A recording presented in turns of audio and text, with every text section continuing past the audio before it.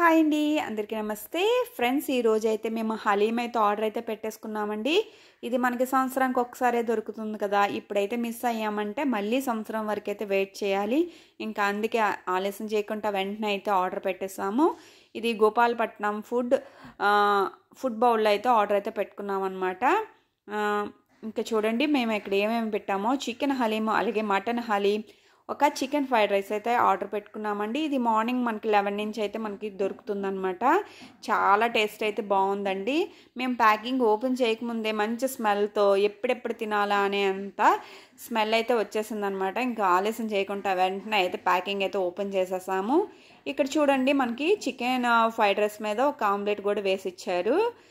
అలాగే చికెన్ హలీం, అలాగే మటన్ హలీం వేడిగా దాని మీద వేడి నెయ్యి వేసి దాని మీద బ్రౌన్ ఆనియన్స్ అలాగే ఫుల్ డ్రై ఫ్రూట్స్తో మనకైతే ఇచ్చారనమాట. చూస్తుంటేనే నోరు ఊరేస్తుంది కదా. ఇంకా మనకి సంవత్సరానికి ఒకసారి కదా దొరుకుతుంది. ఇంకా వెంటనే అయితే ఆర్డర్ అయితే పెట్టేసుకున్నామండి.